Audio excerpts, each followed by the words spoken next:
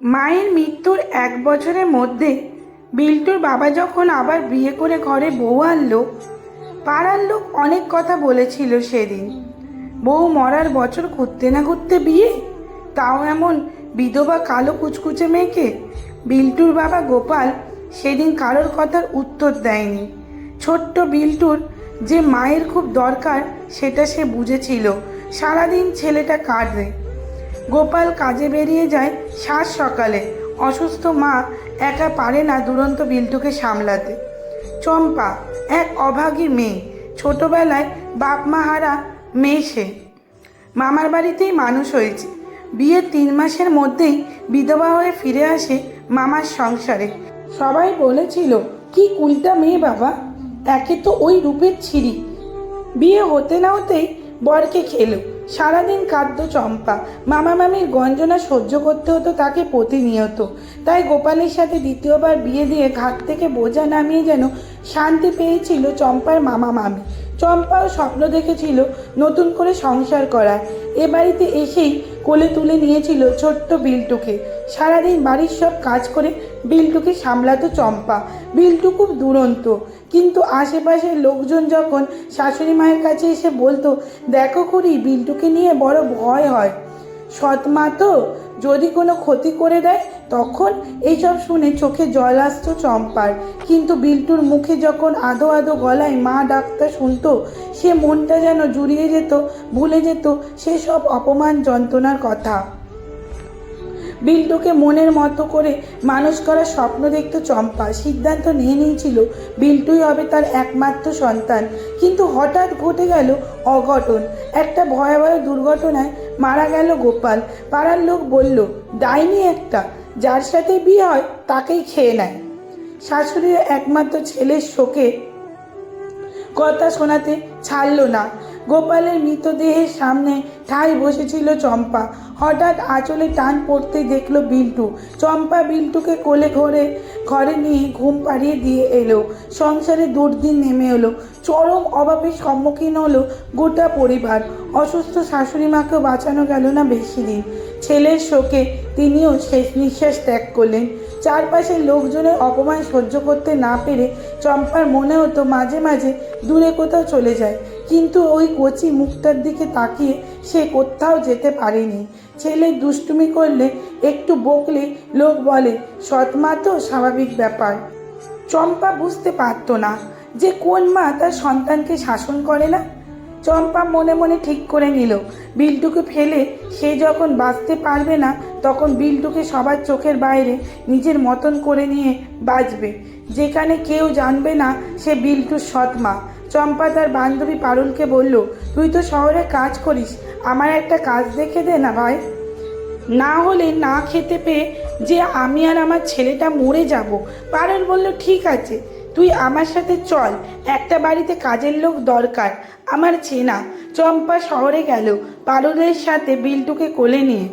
গিয়ে কথা বলল সে বাড়ির মালকিন দোয়েল বোসের সাথে।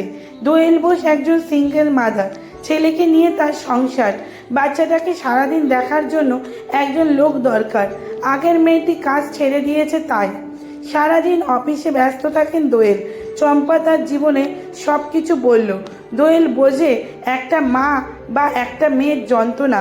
বলল, দেখো, এ বাড়িতে আমি একাই থাকি ছেলেকে নিয়ে, তুমি চাইলে তোমার ছেলেকে নিয়ে কাজ করতে পারো। মাইনের কথা বলতেই চম্পা বলল, না ম্যাডাম, কোনো টাকা আমার লাগবে না, শুধু আমার ছেলেটাকে লেখাপড়া শেখাতে চাই। ছোট্ট বিল্টুর মুখের দিকে তাকিয়ে দেখলেন কি মায়া ভরা মুখ। বললেন, ঠিক আছে, তাই হবে, তোমাকে বিশ্বাস করে বাড়িতে রাখছি, বিশ্বাসটা রেখো কিন্তু। চম্পা বলে, আপনার এই সাহায্য আমি কখনো ভুলবো না। কয়েকদিন পর যা ছিল জামা কাপড়, দরকারি জিনিসপত্র পুটলি বেঁধে বিল্টুকে নিয়ে রওনা দিল শহরের দিকে। অনেকেই বলল, বাচ্চাটাকে নিশ্চয়ই বেঁচে খাবে হতভাগী। কেউ কেউ আটকাতে চাইল। চম্পা বলল, তোমরা তাহলে নাও বিল্টুর দায়িত্ব। আমার ছেলেটা যখন খিদেই ছটফট করে, তখন কি তোমরা আমার ছেলের মুখে দুমুঠো খাবার তুলে দাও? তাহলে আমার ছেলেকে নিয়ে আমি কোথায় যাব তা জানার অধিকার তোমাদের নেই। চম্পা থেকে গেল দোয়েল বোসের পরিবারে। দোয়েল বোসের ছেলে আদিত্যের তো ভাইকে ছাড়া চলেই না। একসাথে পড়ে, খেলে, খায়। দোয়েল দেবী স্বস্তি পেয়েছেন। বিল্টু আর আদিত্যকে নিয়ে পড়তে বসান অফিস থেকে ফিরে, আর চম্পা ব্যস্ত থাকে রান্নার কাজে। বিল্টু দুষ্টু হলেও পড়াশোনায় খুব মনোযোগী। বিল্টু একটু বড় হতেই বিল্টুকে ভর্তি করে দিলেন আদিত্যের স্কুলে। দুই ভাই হাত ধরে যখন স্কুলে যায়, চম্পা আপন মনে তাকিয়ে থাকে সেদিকে। কত স্বপ্ন তার ছেলেটাকে নিয়ে। আদিত্য বিল্টু দুজন বেশ ভালোভাবে উত্তীর্ণ হতে হতে এগিয়ে যেতে থাকলো লেখাপড়ায়। চম্পা দোয়েল দেবীর বয়স হচ্ছে, দুই ছেলেই বড় হয়েছে। আদিত্য ইঞ্জিনিয়ারিং বিভাগের ছাত্র, এখন হোস্টেলে থাকে। দাদাকে ছাড়া একা একা বাড়িতে ভালো লাগে না ওর। দোয়েল আন্টি ওকে সবসময় বোঝায়, ভালো রেজাল্ট করতে হবে বিল্টু, মাকে দেখতে তো হবে তোকে। বিল্টু উচ্চ মাধ্যমিকে রীতিমতো ভালো রেজাল্ট করে ডাক্তারি পড়তে চলে গেল হোস্টেলে। সবাই বলল, এবারে দুই ছেলেই রত্ন, বাড়ি ফাঁকা, এখন বড় একা লাগে দুই মায়েরই। বছর 5 কেটে গেছে। দোয়েল দেবী চম্পাকে বলে দিয়েছেন, যে কটা দিন বাঁচবো দুই মা একসাথে ছেলেদের নিয়ে থাকবো, কখনো কোথাও যেতে হবে না তোমার। একদিন বিল্টু এসে বলল, মা এবার ক্যাম্প হচ্ছে একটা গ্রামে, বুঝলে মা, ওই গ্রামে কোনো হাসপাতালই নেই। গ্রামের নাম শুনে চমকে উঠল চম্পা। বিল্টু বলল, কি হলো মা? চম্পা কাঁদো কাঁদো হয়ে বলল, এখনো গ্রামেই আছে তোর বাবার ভিটে। বিল্টু আরও উৎসাহিত হয়ে বলল, তাহলে তুমিও আমার সাথে চলো, নিজেদের বাড়ি থেকে একবার ঘুরে আসবো। বহু বছর পর আজ আবার চম্পা ফিরেছে বিল্টুকে সাথে নিয়ে। নিজেদের বাড়ির সামনে এসে দেখলো কয়েকটা ইট ছাড়া আর কিছুই অবশিষ্ট নেই। কেউ কেউ চিনতে পারল চম্পাকে। খবর পেয়ে ভিড় জমল চম্পার ভাঙা বাড়ির সামনে। সবাই ধন্য ধন্য করতে লাগলো চম্পাকে। বলল, চম্পা তুই সৎমা হয়েও দেখিয়ে দিলি, মা মাই হয়। বিল্টু অবাক হয়ে বলল, সৎমা? চম্পা বলল, হ্যাঁ বাবা, আজ আর তোর কাছ থেকে কিচ্ছুটি লুকাবো না।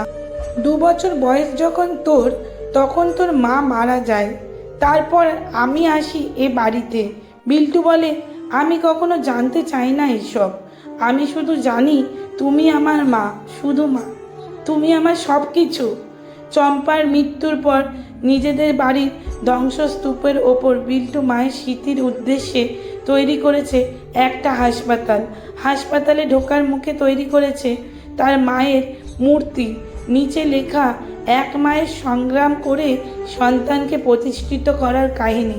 লেখাটি সংগৃহীত পাঠে অঞ্জলি ঘোষ। লেখাটি যদি ভালো লাগে তাহলে অবশ্যই লাইক, কমেন্ট ও শেয়ার করার অনুরোধ রইল আপনাদের কাছে। এরকম যদি আরও গল্প পেতে চান তাহলে অবশ্যই আমার চ্যানেলটি সাবস্ক্রাইব করে রাখুন এবং আমার পাশে থাকুন। অনুরোধ রইল।